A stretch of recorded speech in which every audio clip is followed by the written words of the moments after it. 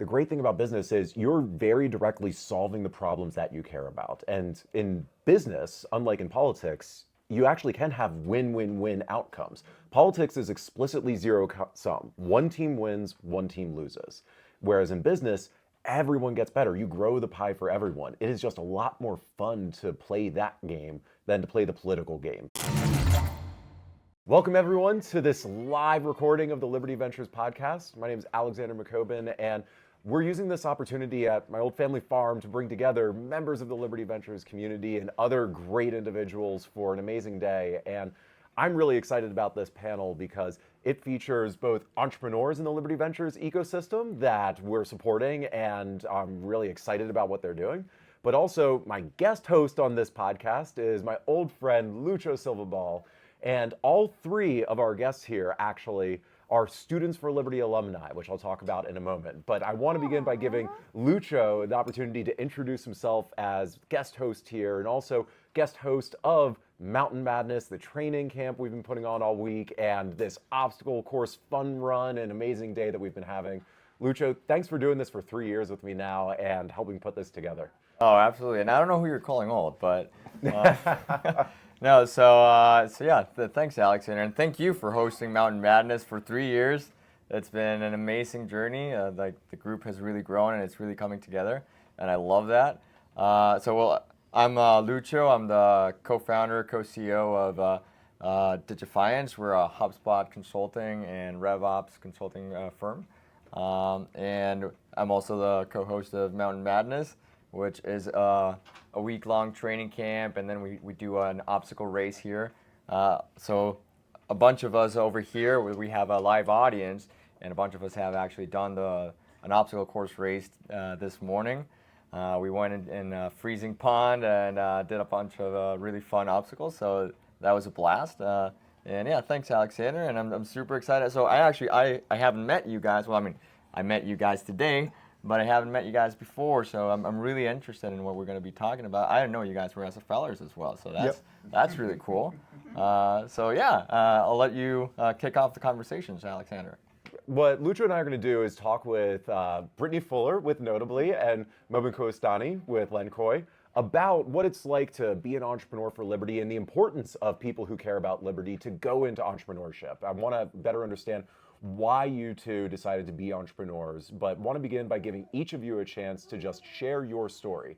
Did you plan to become an entrepreneur? What led to you doing this? And tell us a little bit about Notably and LendKoi as much as you're able to right now to kick this off. Perfect. Oh, go ahead, Brittany. Okay, I'll get us kicked off. So my name's Britt Fuller. I'm the co-founder and CEO at a company called Notably. Notably, we build software for researchers. So we use AI to help them do their jobs better and faster. We have customers that are doing all types of really exciting research on Notably, from user testing to taste testing, clinical research. We even have a couple of governments that are using Notably to understand more about their constituents, and honestly, love to see that because they need all the help that they can get. But yeah, I'm excited to share my background and how I got into entrepreneurship. It was definitely not a straight line. Lots of stories of that. I would say lots of details of that story are maybe like best told at happy hour or therapy or something like that. But I'm really excited to meet people here that are also from the Liberty movement and entrepreneurs, and excited to hear about your story as well. Thanks, Brittany. Thank you all very much. Really appreciate it. Alexander, thank you so much for hosting this and inviting me and getting me out of Miami. For that, I appreciate, because I actually like the cold, surprisingly. My story is maybe a bit unconventional in that it starts in Oklahoma City. Born and raised in Oklahoma City, proud Sooners fan.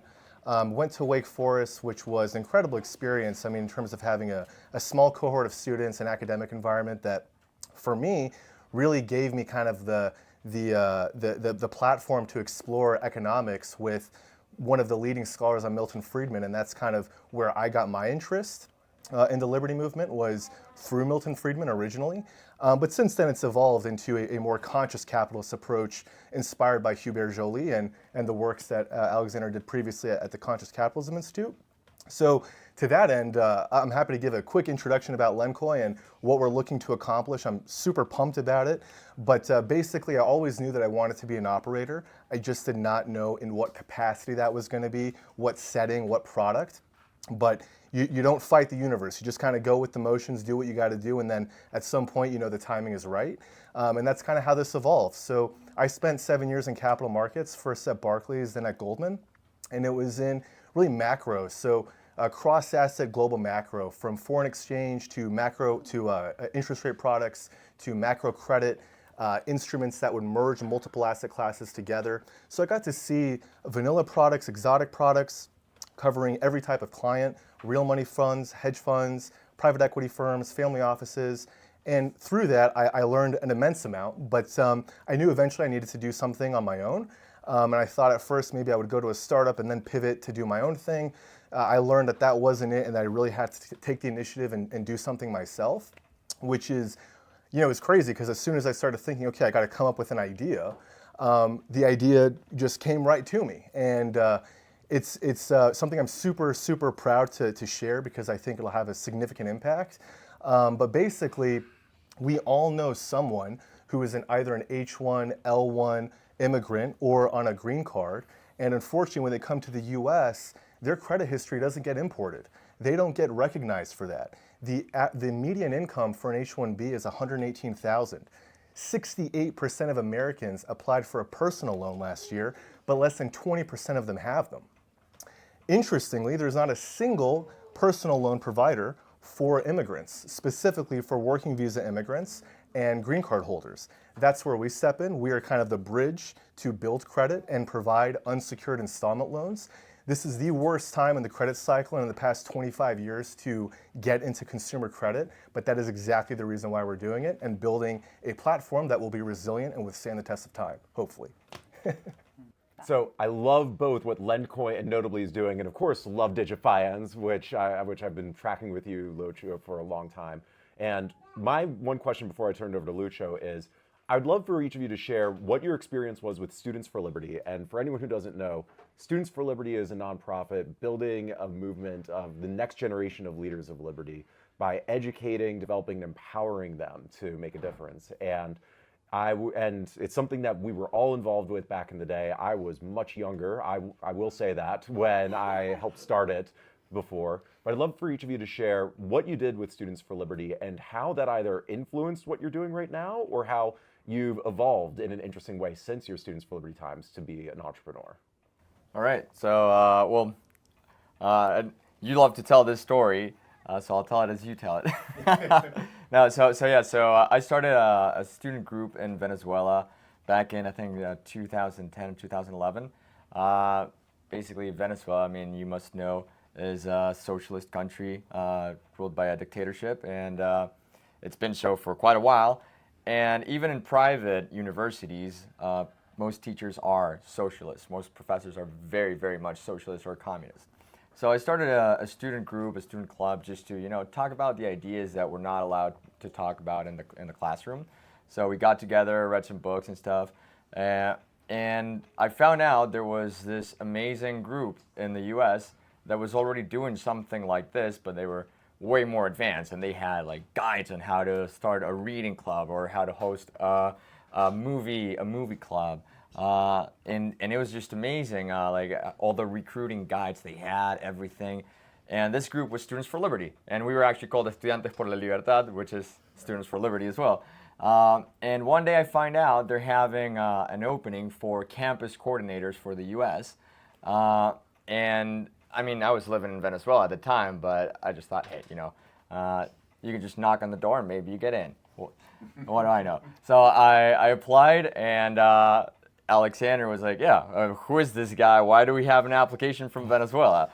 So we have a call, and we go on, and we talk about it, and he says, you know, Lucho, this is just for U.S. students. You're applying from Venezuela, but we thought we'd hear you out. So we go on talking for a while, and at the end, he says, you know, like, I love everything you're telling me, but this is Venezuela. Chavez is in power. This is going to be dangerous for you. Are you sure you want to do this? And I say, I mean, Alexander, I'm going to do this with or without you. I'd just rather do it with you. Then he just goes, that's the right answer, buddy. You're in. I did not remember that conversation. You told it, I don't know, like 3 years ago, you told me about that conversation. I'm like, oh, wow, yeah. So, That's very you. Yeah. Absolutely, yeah. It's on brand. Yeah, I tend to get into trouble and not even realize it. So yeah, they flew me into DC, did that training, the campus coordinator training, and then we went on to form the international board and went on to form the Latin American Students for Liberty, and it was pretty epic. I got some amazing leadership training. Basically, I mean, now I run a company, and so much of what I've learned that has allowed me to run this company came from my Students for Liberty training, and I will always be grateful for that. So yeah, and I also met some fascinating, interesting people who we remain friends to this day. Some of them, like, we haven't had so much contact. Like, for instance, Pericles is here, and we hadn't talked since, like, I don't know, 10 years or something like that. And it's been amazing reconnecting again. Great guy. Love you're here. So, and well, I never met you guys while you were in SFL, so I'm really intrigued about your story as well. And yeah, I'd love to hear, like, the impact that that's had on your lives. Totally. So, why don't you take it away, Mobin? Yeah, so I actually started in the campus coordinator program as well. It was a great experience at Wake Forest, and our whole team. I think David Dearson might have been leading the charge back then. Shout out guy. David. Yeah. But no, I would just echo what you mentioned toward the end about the resources having such a significant impact later on. It framed my way of thinking, establishing the foundations, the fundamentals of what's important. And for LendKoi, that's our purpose, and it's our people and the people that we're serving. And through that, profits will come. And so that's how we think about it.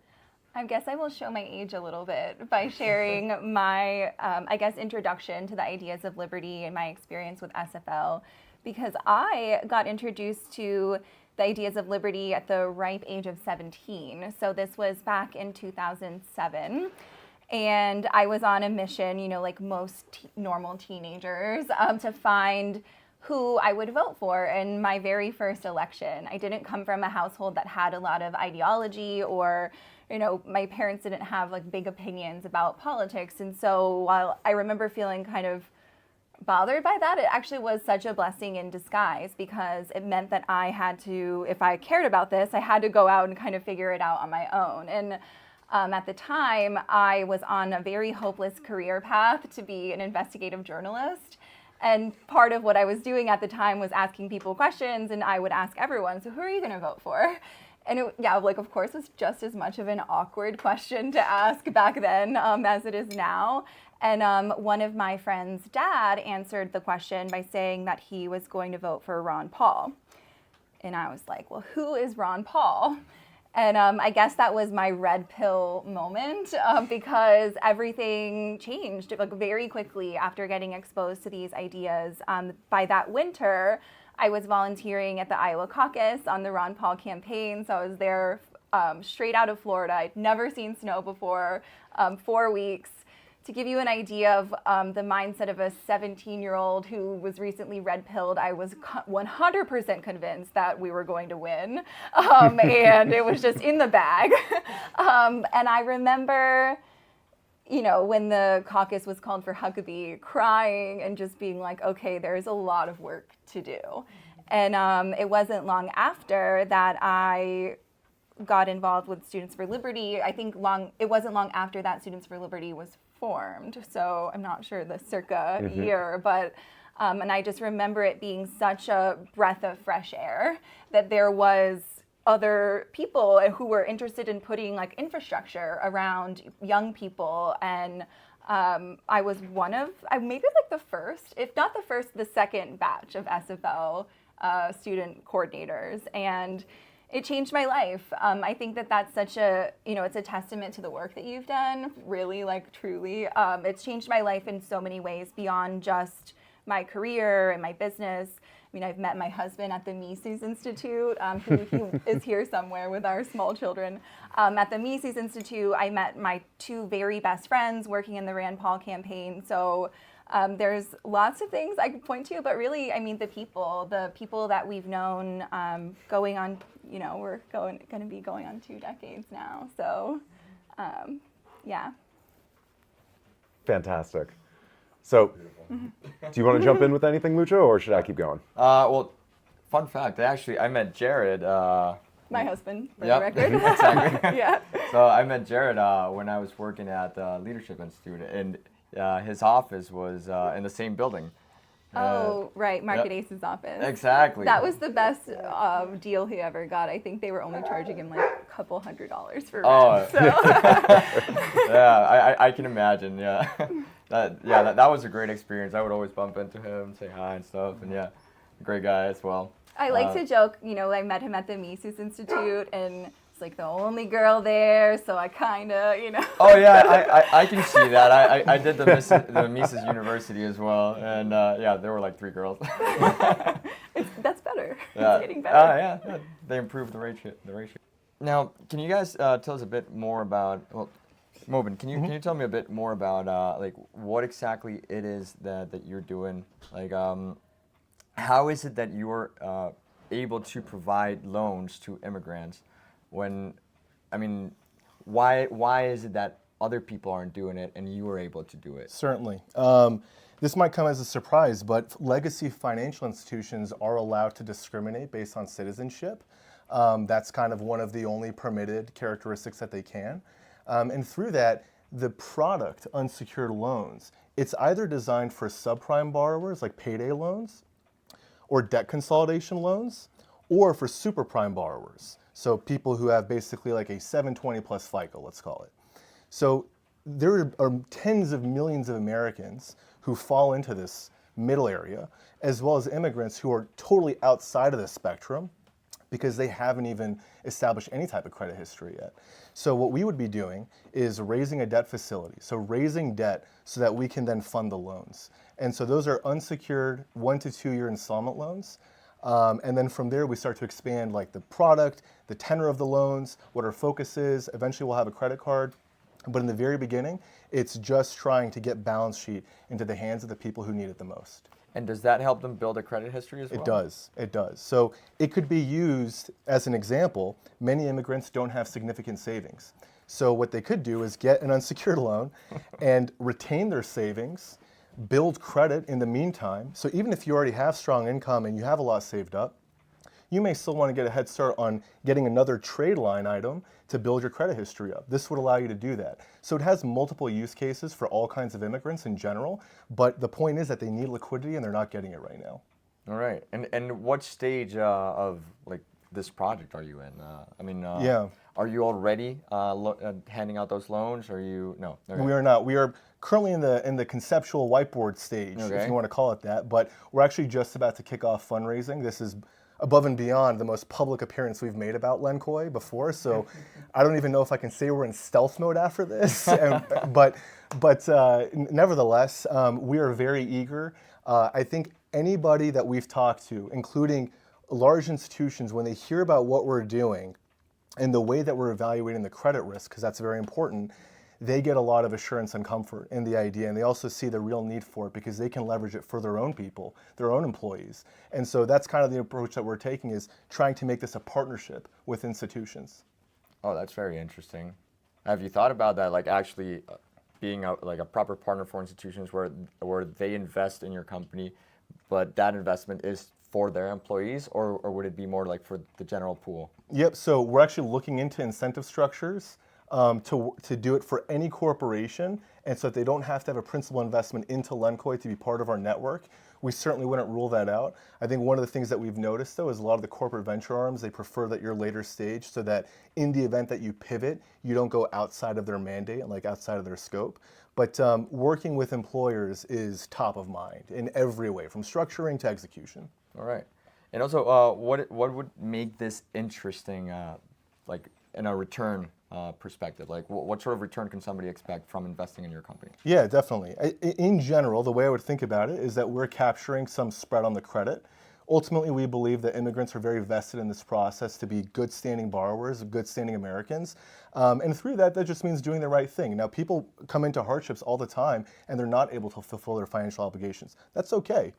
There's a reason for that, and it's up to us to educate them, to resource them, and to make sure that they can repay their debt, or at least they're informed about why they're doing it. So to that end, we're underwriting the credit at a riskier rate, but we anticipate that it'll improve, or rather, the loan performance will be so strong that it'll be at a much higher credit quality. So it would correspond to a cohort that would be higher than where we're underwriting it at. Perfect. Do you have any questions, or should I keep going? Keep going. All right. You're doing great. And now, you're part of the Liberty Ventures ecosystem, right? With LendKoi, do you bring Liberty into the company in any sort of way? Is there any sort of, when you're handing out a loan, do you look for values-aligned people or anything like that? Or, how does Liberty play in LendKoi? It's recognizing their identity as an individual and moving away from the red tape, realizing that this is because of historical precedent, that there's these barriers that prevent them from getting access to credit. So by nature, by design, it is liberty oriented.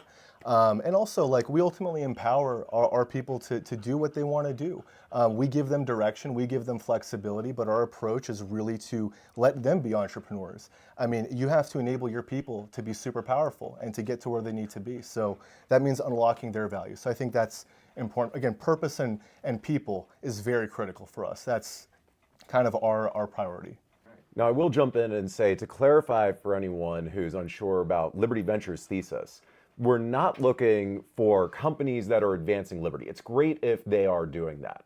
But more than anything else, it is about having values-aligned investors, executives, and entrepreneurs connected with one another and supporting each other in order to grow the ecosystem of people who are doing great things to advance liberty. And it might be with the company itself, it might be other projects, but there's still value in connecting people. But what I love about what you just said, Mobin, is that even just at a fundamental premise, you're using market forces to create opportunities for people and showing the power of capitalism to make people's lives better off, which is illustrating the power of liberty and capitalism for people in a way that may not be seen normally. Absolutely, absolutely. And that's the beauty of it. We're doing everything through this, and I feel like it's extraordinary to have a platform that enables us to do that.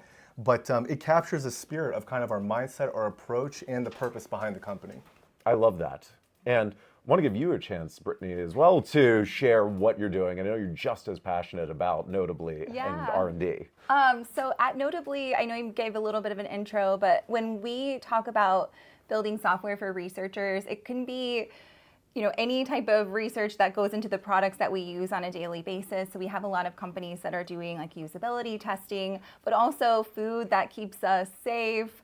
So there's many different, use cases. I don't know that we necessarily think about how we advance liberty. I thought it was interesting what Matt said earlier about the best way that you can promote liberty inside of your company is by maximizing returns for your shareholders. I think about that for our investors. I think about that for our teammates and our employees. But at Notably, one of the challenges that we solve is the time that it takes to do research. So anytime that there's a big, capital investment inside of a product or medicine before it goes to market, there's lots of different research and testing that happens before. And what Notably does is accelerate that.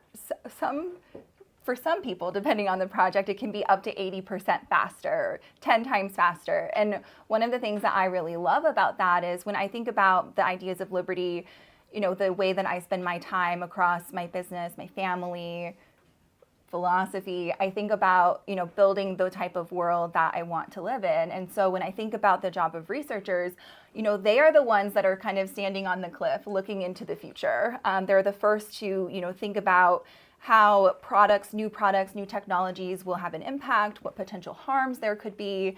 And by helping people to do that faster, it means that we get to be a little bit more of a part of the future. And when I think about that, it's exciting for me. I always feel a little bit jealous of the people in the future because, I think innovation, capitalism, it shows us that the world is constantly getting better.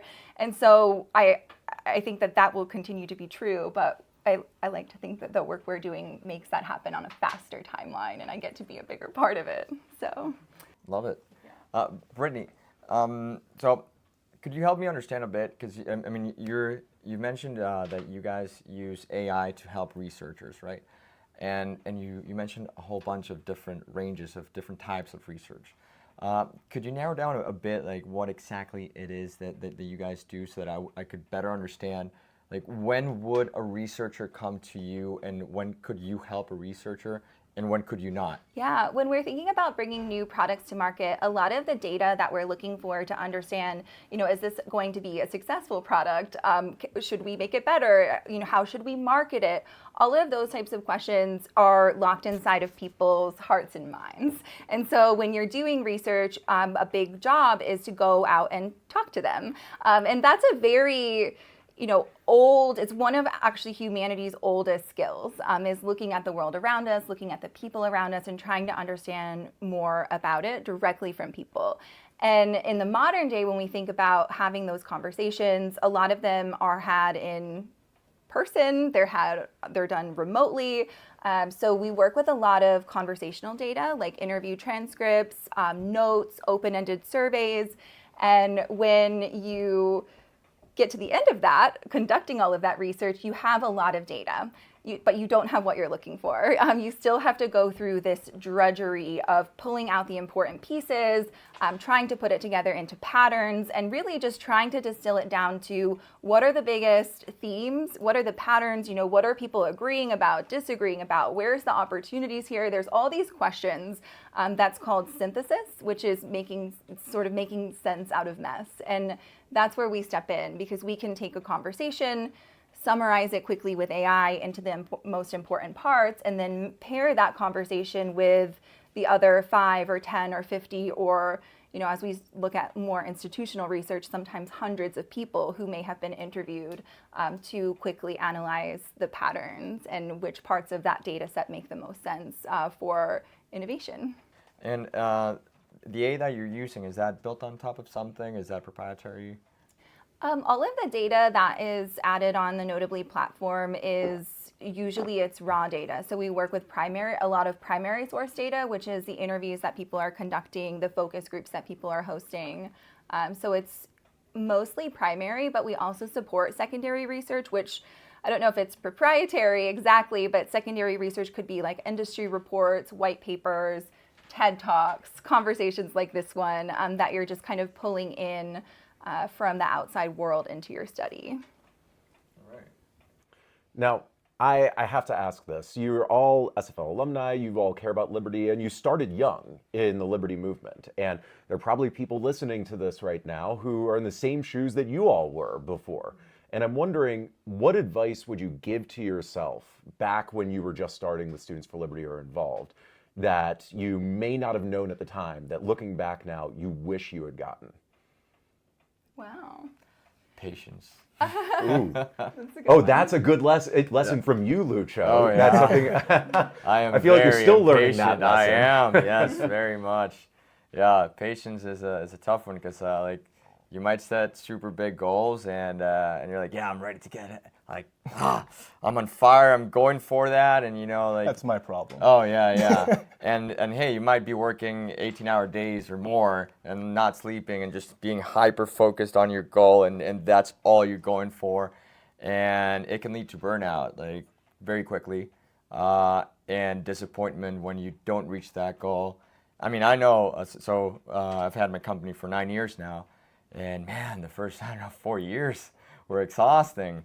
Like I can tell you, there like probably every 3 months or so, I thought about closing the company, because I expected to just hit it off like in the first year, and yeah, hustle, and nah, yeah, you gotta hustle, but you also gotta have patience and know that you're not gonna hit the target the first time. I mean, if you do, awesome, but be ready not to hit the target the first time. You gotta be patient, like learning to adjust your target, adjust your aim, and keep working at it, but also work in a way that you can do so consistently that you're not gonna just explode because you can't keep going at the rate that you're going at. So just build habits that you can keep to, and have milestones that you can achieve that are going to allow you to see the light at the end of the tunnel, even if you're not getting out of the tunnel yet. Because I mean, I would have definitely closed my company a while ago if I didn't do that. And also, I mean, I had a great partner who helped me along the way. I now have 2 awesome partners who keep helping me along the way. And yeah, it's very important to have people you trust as well to help you develop that patience, because it's pretty hard to not get super impatient and to not just call it quits. And yeah, I definitely struggle with that to this day, but you learn to be comfortable in the uncomfortability of it. Makes sense. I would echo that, frankly, too, now that I'm thinking about it. But I would also add that nothing follows a defined path, generally speaking, and your next move might not follow a defined path. I think while it would be great if everybody's work could be a creative extension of them and what they're interested in, what they're doing, I don't know if that always holds true at every point in our lives. So not making assumptions about the future and doing your best, having good intentions, I think hopefully everything will work itself out and you'll find a way through it. But just be open-minded and keep trying. I think if I was to time travel back and tell my younger self some advice from the future, I wish that I would have connected the dots a little bit sooner. Like I said before, when I first got into the ideas of liberty and SFL, I had always wanted to be a journalist. And at some point along the way, I realized I didn't want to just kind of be on the sidelines telling stories. I wanted to be like more of an active player in the world. Not that journalists aren't, but for me, I wanted just a little bit more of a tactile experience. And I think that for a while, I was lost trying to figure out, how do I find a career that supports the interest that I had? Because I think a lot of people who come to SFL and other, student organizations that might have philosophy behind them, for a lot of them, I think maybe a natural path would be something in politics.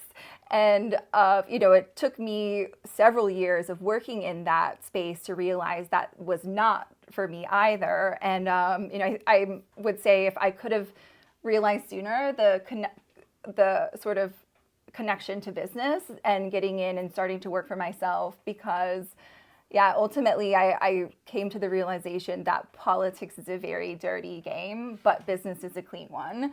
So I think if you're looking for, if you're evaluating career opportunities as a young person and you have ideas of liberty, I don't think like anybody is sitting around, thinking about, when I grow up, I want to, solving the problems. I want to be a legislator, or I want to, create policy around the things I care about. I think that they're thinking about like actually solving those problems. And I wish it could have happened sooner. I'm going to echo what you just said, Britt, because I've had the same realization over the years that the great thing about business is you're very directly solving the problems that you care about. And in business, unlike in politics, you actually can have win-win-win outcomes. Politics is explicitly zero-sum. One team wins, one team loses. Whereas in business, everyone gets better. You grow the pie for everyone. It is just a lot more fun to play that game than to play the political game, from my experience. A lot of fun. I think echoing like a lot of, it's not easy either, but it is, I think you get to see the rewards of your work a lot faster. So that's one of the things I really enjoy about it as well. And I love it. So, and to double down on that, so we've been training here, training camp, Mountain Madness, and it's been really fun. And one thing we've been practicing is the spear throw. And the thing about the spear throw, or practicing proficiency in anything really, is, see, with a spear throw, you aim at a target, right? And you throw the spear and you miss, and you throw the spear and you miss. And if you keep missing, you want to walk closer to the target, so that you're good at hitting the target and getting the spear in. And as you're able to get the spear in, you want to start slowly walking away so that you're still able to get the spear in most of the times, but you want it to be challenging enough that you miss sometimes. When you keep getting the target, then you want to step further back. And that helps you develop that patience, that helps you develop that practice of becoming good at something progressively, And the longer you practice anything, the better you're gonna be at it. So, I mean, no matter what your business is, if you stay in it long enough, you're probably gonna go through different cycles where you're gonna be like, oh man, yeah, I'm about to give up because I'm just not seeing the light of day. But eventually, you're gonna become the one who stuck to it, and you're gonna be the best in that field because you just had the will to stay there while nobody else did. And that is gonna make you extremely valuable because you're now experienced, and experienced talent is something that's really hard to find. So patience is very important. All right, we've been asking a lot of questions. I think we should turn it over to everyone else here to see what questions they have. Ty, another SFL alum. So I really appreciate you guys sharing your story. I can relate in a lot of ways. I was involved with SFL, Yale, and I was a student activist, and then even was full-time at a nonprofit trying to advance liberty that way. And I love your little quote about politics being, kind of a dirty business, and, business being a clean one. I got a little disenfranchised with trying to create social change politically. And so I thought entrepreneurship might be a better way to go about it. And entrepreneurship is certainly frustrating and has its own challenges when you're trying to start something from scratch. But I like what you said about, you get the immediate feedback of your work and your effort. So at least it's on you, to figure that out. I'm curious for the opinion of anybody on the panel. All of you guys obviously care about the ideas of liberty. And it seems that maybe to differing degrees, you guys maybe agree that entrepreneurship is perhaps a better vehicle for advancing the ideas of liberty, perhaps, than the political system. And so I'm just curious where you guys might see opportunities in the marketplace where, up and coming entrepreneurs need to fill those gaps, right? I like the LendKoi idea because you're obviously reducing the barriers for people, right? So in a very real way, you're making it more attractive for people to move across the border and become, productive members of society. So in a very real way, that's, advancing liberty. So I'm just curious if you guys see any kind of opportunities like that, where you kind of think to yourself, man, if I could clone myself, I'd love to go tackle that thing. Or I wish that there was a young entrepreneur listening who would be really excited about trying to solve that idea and that it would advance liberty. If any of you guys have thoughts on that. I'm happy to chime in. I love the question. I don't know that I have necessarily part of the market or an idea where I think that there could be the most opportunity. We could chat later about that.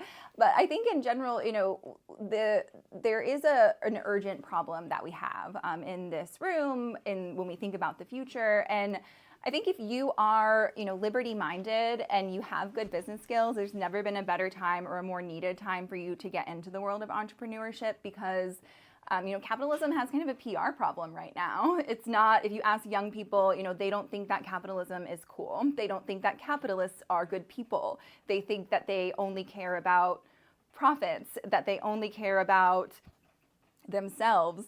And I think if you look at, the last couple years, sort of these titans of the industry, the CEOs that are constantly in the headlines, it's getting harder to kind of debate them on the point that some of these people might not be the best people. So I was going to share this point earlier, which is in business, in creative services especially, there's this saying where if you want something cheap, fast, and good, you can pick two, but you can't have all three. And I think we have a parallel with that in entrepreneurs, or sort of the entrepreneurs that are making the headlines, where if you want someone who has good business skills, who has good politics, and also has good character, we only have to pick two, or we can only ever have two.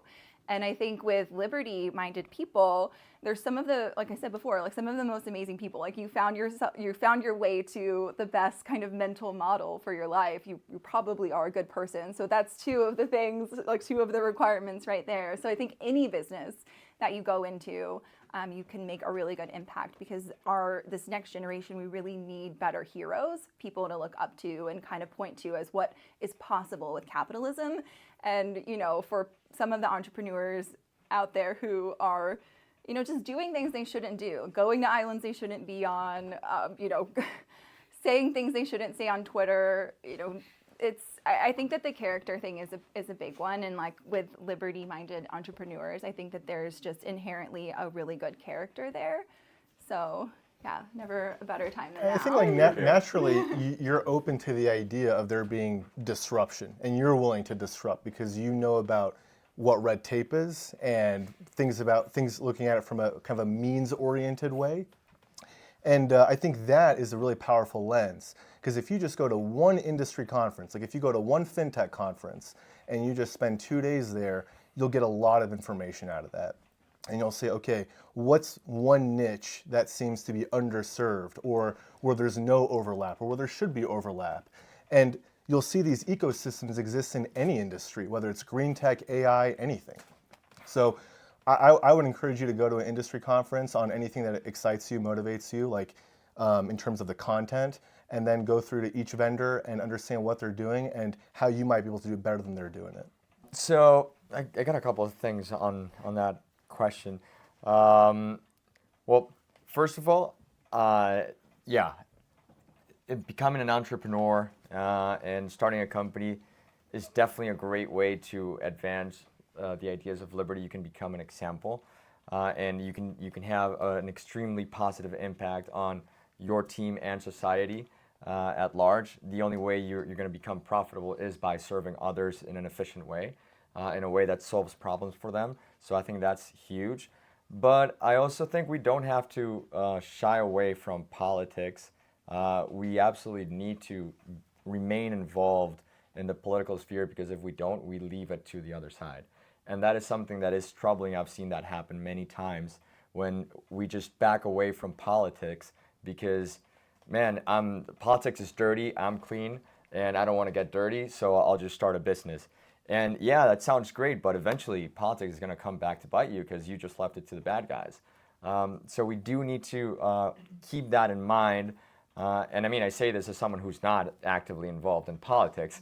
So, but eventually, at some point, I will probably be to some extent, because, yeah, it's something that we really need to keep in mind, that we can't just leave the game. In addition to that, to answer your question more precisely, an opportunity that I do see is just enablement. So,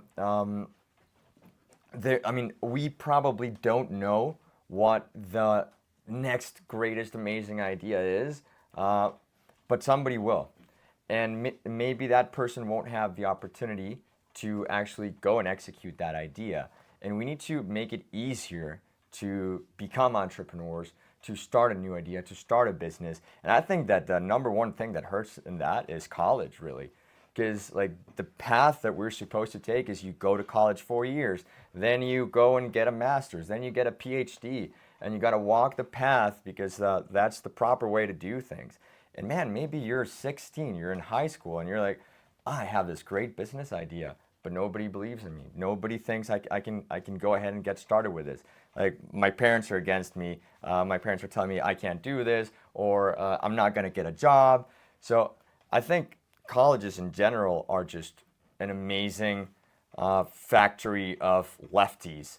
Like, you go into college with a liberty mind, and you come out and you're a radical leftist. And they've taken over colleges, and they've done so very efficiently. It's their strategy. It's Gramsci. We got to win the intellectual battlefield, and they've done it. But we can leave college. Fifi. He agrees. Yep. When I joined Students for Liberty, also like in 2018, I actually was looking for an organization where I could leverage my leadership skills. And the first question I received when I joined Students for Liberty was like, do you believe on the central bank or not? I was like, I don't know. It's there. And then I started realizing from everyone there that I could learn something that I didn't know I was looking for. And I spent in Students for Liberty 5 years, and I recently became an alumni. So I feel in some point I'm like in your position back in those days. And I love to hear your stories on how that impacted your businesses, but I would also like to hear how does that experience impacted your personal lives, and how do you actually apply liberty within your personal values and day-to-day weekly operations, let's say. Yeah. I mean, I think it's a great question about what does, liberty-minded, principled leadership look like as an entrepreneur. And I would kind of echo this sentiment of like, we have a problem, like we have a PR problem. If, ideology was fashion, it would be like a call the fashion police moment, because I don't know if it's necessarily college. I think it's bigger than college. I think it's this culture war on capitalism and on the idea that, making money is bad. So in terms of my personal life, I think very impacted. Like I said, the people that I met, they're people that I've kept in touch with. I've married one of them. I think, and you might be here today, you may meet people here today who you will say the same thing about 10 years from now. You just don't know. So I think about that. I think about, as we grow, understanding, what are our first principles as a business. We don't work in an industry where we're in the position to take subsidies from government, but I think that that's one of the things where, when you look at a capitalist like Elon Musk, and maybe now not so popular, but at one point he was, and being able to defend him as a capitalist because he's not taking subsidies from the government, for example. But when you have these entrepreneurs who compromise on their principles in the course of doing business, it makes it harder to defend them, and it makes it harder to defend capitalism, because at that point we're not even talking about capitalism. So that's definitely one of the things that I think about, which is making sure that we're making principled decisions and not, giving into temptation to make our lives easier. Right now, our industry is actually kind of coming under some heat from the regulatory side with AI. They have all of these summits and sort of private meetings that are happening with the titans of the industry in the AI space. And it's a mistake. And I think in tech, they know better. So they know better. They know that type of regulation favors incumbents. They know that it stifles innovation, and they do it anyway. And it makes it harder to defend them as capitalists when they participate in that kind of thing. So, I think it gets harder as you get, as your company grows and the stakes get higher and the temptations get, more appealing. But that is definitely one thing that I am committed to doing, is making sure that we're leading a principled business. Yeah, I would agree with all of that. I think at the end of the day, the relationships, you can't place any value on that. It's immeasurable in terms of the guidance that I received at that time. We talked a little bit earlier about how those resources affected kind of the mode of thinking and everything thereafter. That still stands true. So I think for me personally, it's about individualism and recognizing non-coercion everywhere for everything. And then on a principled business side, it's about establishing the right values. And like I mentioned, for us, like, profit is important, 100%. Like, we are a business at the end of the day. We can't go out of business. We can't be insolvent, especially as a lender. But that being said, we want to be... You never know. Certain lenders... totally. Yeah, you get big enough, you can. They're all blowing up. Totally. Yeah, that's what we're trying to solve. But at the end of the day, like, those values are critical for us, and that's the pillar of our entire business. Lucia? Yeah. So, I pretty much try to bring liberty into just about everything I do, and that's also the case in Digifianz. See, pretty much everything we do in Digifianz, we firmly believe in liberty and freedom and responsibility, and so we've structured our team in a way that enables that. So we've set up an incentive system where we want everybody to think and act more like a business owner than an employee, so that they have the same freedom that a CEO does to, like, for instance, go train outside at 3 p.m. or go to the dentist at 10 o'clock in the morning. They can structure their schedule in any way they want. They have flexible time. They also need to do so responsibly. They need to manage their time. They need to be responsible about everything they do. And we really try to nurture this culture of freedom within Digifianz. And we've set up financial incentives to do so. So everybody who handles a client, they have a revenue share. Beefy does not like me talking.